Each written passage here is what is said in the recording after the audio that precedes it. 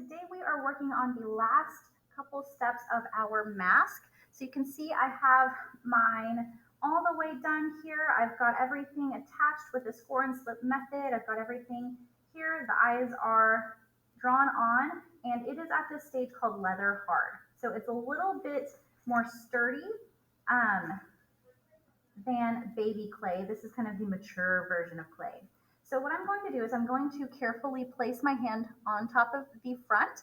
I'm going to flip it over, and I'm going to take the newspaper here, and this is actually going to go in the trash whenever I'm fully done with everything. Okay, and the first thing that I want to do, I'm checking out where my eyes are at here. So they'll be roughly about here, and I'm going to write my name down here. Okay, you can do this using a paper clip or a needle tool.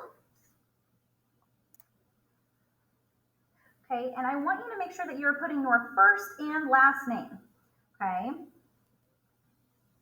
so you need to have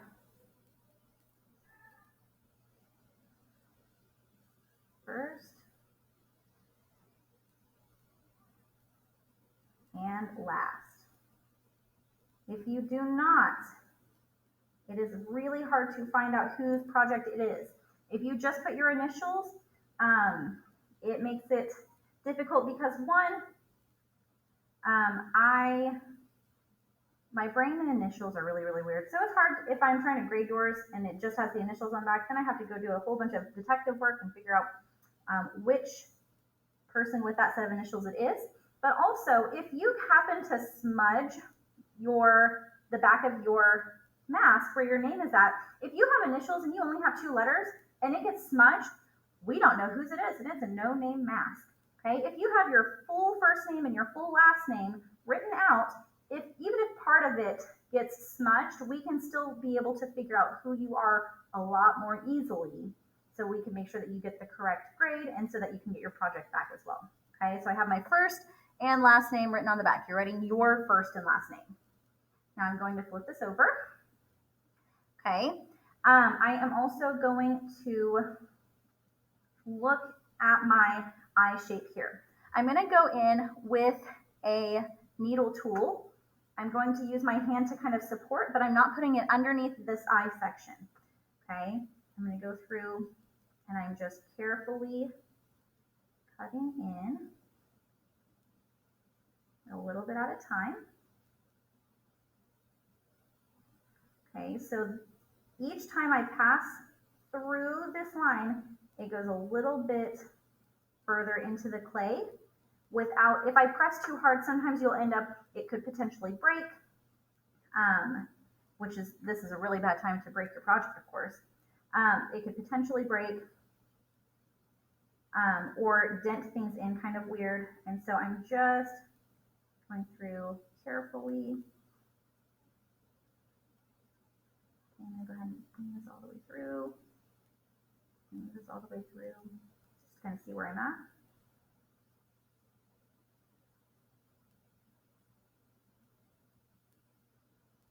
Okay. So I'm being very careful about where my hand that's holding the mask is at so I don't accidentally hurt myself. Very important for us. Okay, you can kind of see some of the dots that I have going on the back. I'm going to do a few more.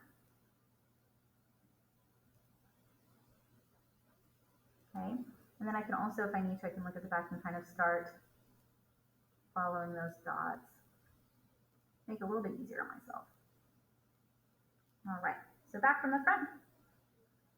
And we're just going through and cutting it, and it's starting to get loose. Here we go. All right, so there is one eye down. Okay, then at this point, I'm going to just get some of these little crumblies out a little bit. Do that just by wiping my finger across this. And then I'm going to take care of this other eye. So I'm going to finish that and I'll be right back. Okay, so I have both of these eyes kind of cut out. They look a little bit messy and rough, and that is not the look I want to go for. I want to go for something that shows good craftsmanship. Okay, and so what I'm going to do for my eyes and for my mask as well, for the whole thing, I'm going to take a little bit of water. I'm going to just dip my finger into the water, just a little bit, and I'm going to kind of use it to help smooth out this texture that I have on the inside here. Okay, so I'm just kind of using a little tiny bit of water. You don't want to use a ton. You don't want to make any slip on accident.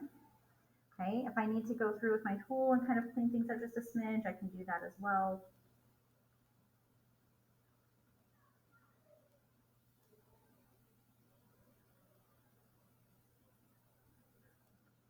Like that.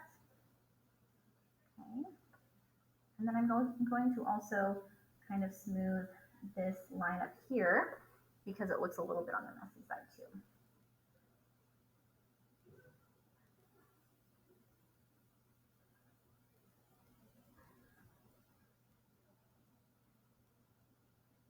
Okay, so you're going to work through that. Do that for both eyes. And smoothing everything out the best that you can. Okay, it's looking a little bit better there. Okay, so you can see the difference. This one looks like a little bit nicer and smoother. This one's kind of all crumbly and weird. You can also go through and kind of smooth out any textures that we don't want on our masks. So if you have some areas that look a little bit scratchy or have lines or indentions in it that we don't want, now is a good time to take just a tiny bit of water on your finger and kind of go through and smooth out some of those areas. Okay, I'm just kind of going through and just very lightly smoothing out that area. Okay, I am holding this very carefully. You can also keep this on top of your newspaper for this part to kind of smooth it.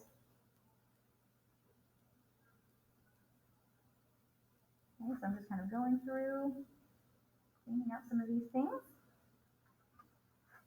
Okay, and then the last thing that I want to do before I can say, hey, my mask is totally done, is I want to make sure that I've added in my textured area.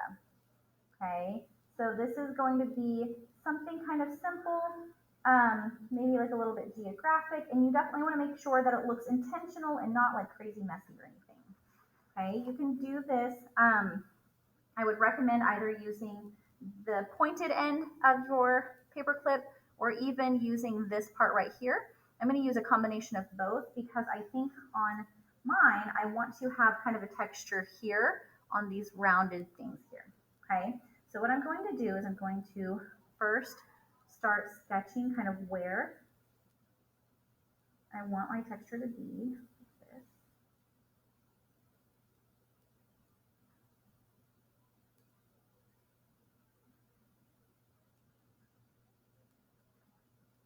Okay, do the same thing over here really quick.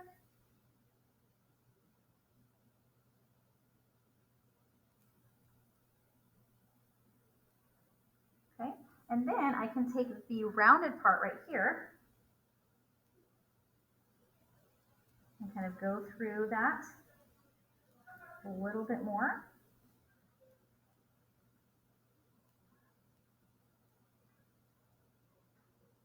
Okay, so it's a little bit more obvious than just the regular lines. You guys can kind of see that.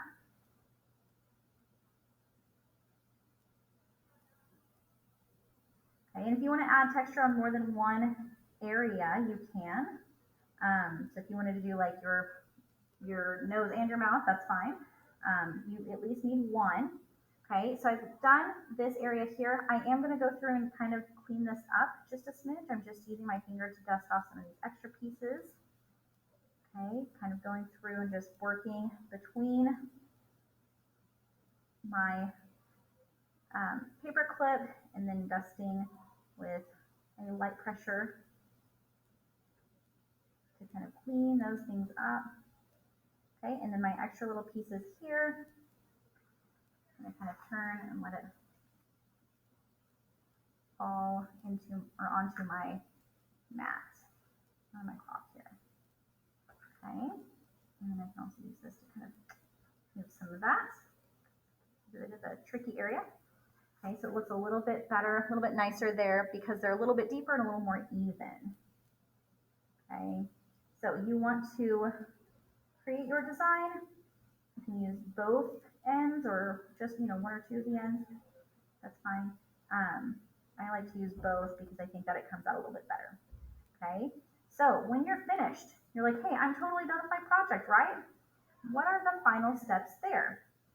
Well, if you are totally finished with your project, this is going to go at the specific place that I tell you to turn in your mask when it's finished. Okay, so not the cubbies. The cubbies is not the place to turn that in, but you're going to turn it in with just the mask, no paper towel. The paper towel, or sorry, no newspaper. The newspaper is going to go in the trash. Boom. Your extra clay ball, and any of these bits from cutting out your eye have a specific place that they're going to go to as well. Okay, not in the trash can. Okay, so this is going to be the only part that's going in the trash can. The remaining clay will save. Our plastic bag will save.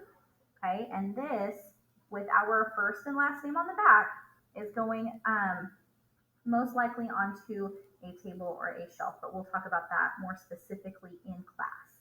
Okay, but those are our final steps, and that's how you complete a mask.